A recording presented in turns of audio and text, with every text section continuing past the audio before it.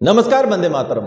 दोस्तों, स्वागत है आप सबका सैनिक पाठशाला में। आज के इस वीडियो में आप सबके लिए कुछ महत्वपूर्ण जानकारियां लेके आया हूं दोस्तों, जैसे कि आप बोर्ड पर देख पा रहे हैं। तो चलिए दोस्तों, एक तरफ से हम आगे बढ़ते हैं इन जानकारियों की ओर। सबसे पहले आप हेडिंग देख पा रहे हैं दोस्तों, 3 अप्रैल महत्वपूर्ण जानकारियां, यानी कि ये जो भी जानकारियां हैं ये कल के डेट की हैं। तो चलिए आगे बढ़ते हैं। सबसे पहली जो जानकारी है, 3 अप्रैल के प्रदर्शन को नेशनल मीडिया में कवरेज।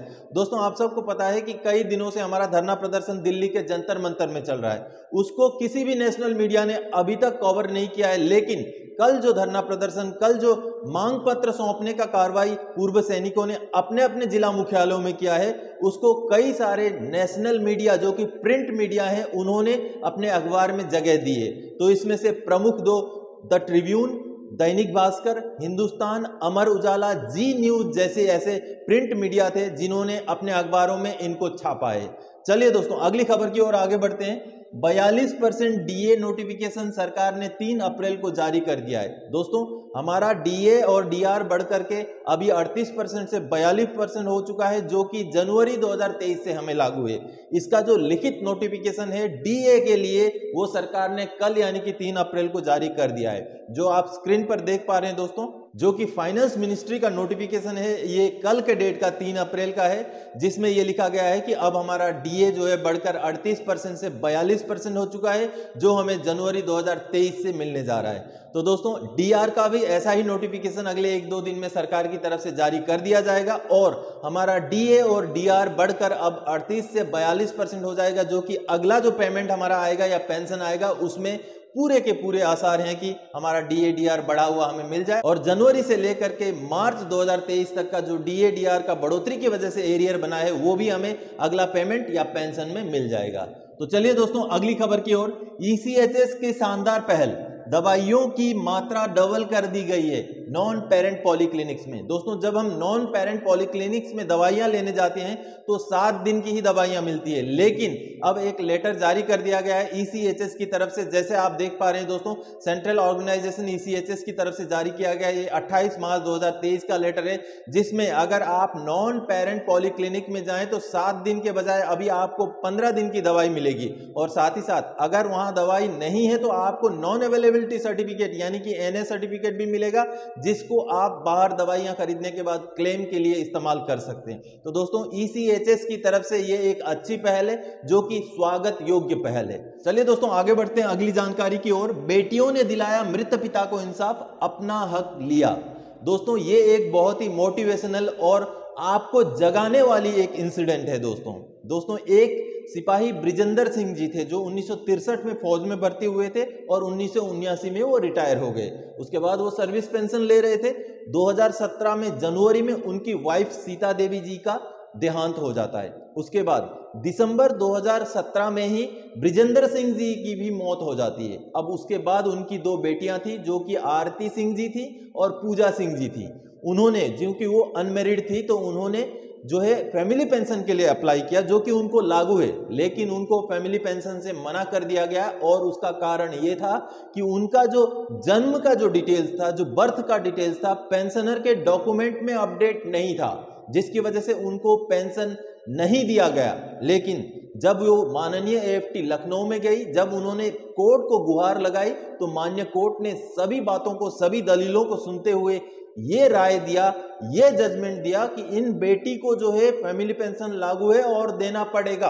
और जो सरकार को, पीसीडीए को, रिकॉर्ड को ये आदेश दिया कि जो डॉक्यूमेंट जिला सैनिक बोर्ड ने भेजे हैं, उन डॉक्यूमेंट्स के आधार पर उनके पार्ट टू ऑर्डर किया जाए, उनका बर्थ का पार्ट टू ऑर्डर किया जाए और उनको फैमिली पेंशन 4 महीने के अंदर अंदर ग्रांट किया जाए, जो कि एक बहुत बड़ी सीख है दोस्तों। कई सारे हमारे ऐसे पेंशनर्स हैं जिन्होंने अपने बच्चों के, हो सकता है, डॉक्यूमेंट्स अपने रिकॉर्ड में अपडेट ना कराए हैं, उनके लिए ये आंखें खोल देने वाला एक वाकया है। तो दोस्तों, अगर आपका भी ऐसा कोई इंसिडेंट है कि आपको लगता है कि आपके बच्चों के डिटेल्स, आपका वाइफ का डिटेल्स या किसी भी ऐसी डिटेल्स जो अपडेटेड नहीं है आपके डॉक्यूमेंट्स में, तो उनको जल्द से जल्द जो है अपडेट करवा लेना चाहिए। तो दोस्तों माननीय लखनऊ कोर्ट का ये जो AFT लखनऊ का जो ये आदेश का कॉपी है उसको मैं आपको दिखाता हूं, जो कि बहुत ही आपको मोटिवेशन करने वाला ये आदेश है दोस्तों। चलिए उसको देख लेते हैं। तो जैसे आप ये देख पा रहे हैं, ये armed forces tribunal regional bench Lucknow का ये कोर्ट ऑर्डर है जो 29 मार्च 2023 का यानी कि अभी रिसेंटली दिया गया आदेश है दोस्तों, जिसमें आप देख पा रहे हैं आरती सिंह डॉटर ऑफ विजेंद्र सिंह जी, जो सिपाही ड्राइवर ब्रिजेंद्र सिंह जी जी की डॉटर हैं, और आगे पूजा सिंह जी हैं जो उनकी दूसरी डॉटर हैं। तो इन्होंने ये केस किया था जो कि यूनियन ऑफ इंडिया के खिलाफ था, और PCTA वगैरह भी इसमें जो है पार्टी थे।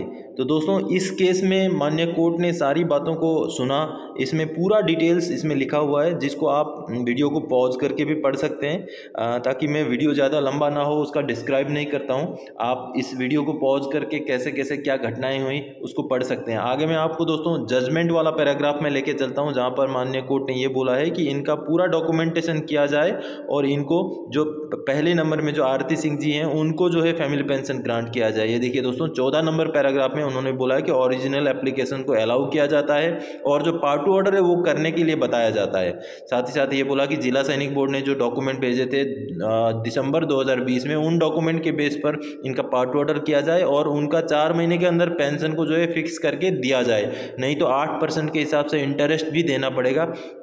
ऐसा सख्त आदेश जो है माननीय कोर्ट ने दिया है, जो कि कई सारे पेंशनर्स की आंखें खोलने वाला आदेश है दोस्तों। तो दोस्तों आप सब ने अभी देखा कि माननीय AFT लखनऊ का जो ऑर्डर है, जो कोर्ट का ऑर्डर है, वो कई पेंशनर्स के आंखें खोल देने वाला ऑर्डर है। और ये जो 2 बेटियां हैं पूजा सिंह जी और आरती सिंह जी, इनको मैं सलाम करता हूं, इनके हौसले को मैं सैल्यूट करता हूं। तो चलिए दोस्तों आगे बढ़ते हैं। अगली जो खबर है, मुझे ₹23,144 OROP का एरियर मिला जो गलत है, मैं क्या करूं। दोस्तों एक पेंशनर है जिन्होंने मुझे एक मैसेज भेजा कि उनको जो एरियर मिला है वो गलत है, क्योंकि उन्होंने खुद जब कैलकुलेशन किया तो वो गलत पाया उन्होंने। जैसे आप स्क्रीन पर देख पा रहे हैं दोस्तों, ये मैसेज मुझे आया है जिसमें पेंशनर ये बोल रहे हैं कि उनको जो 23,114 रुपए का एरियर मिला है वो गलत है। उसमें जनवरी और फरवरी 2023 का जो बढ़ोतरी है उसको इंक्लूड नहीं किया गया, और साथ ही साथ उसका DA भी उसमें नहीं जोड़ा गया। तो दोस्तों आपके साथ भी ऐसा हो सकता है, आपने भी अपना जो एरियर आपको मिला या जो आगे आने वाले समय में मिलेगा उसको जरूर चेक करना है। और अगर गलती से आपका भी एरियर कम है तो आपने भी अपना ग्रीवेंस जरूर डालना है, जैसे कि इन्होंने CPPC में अपना ग्रीवेंस दिया है। तो इनसे भी मेरी रिक्वेस्ट है, एक ग्रीवेंस आप CP ग्राम्स में भी जरूर डालिए।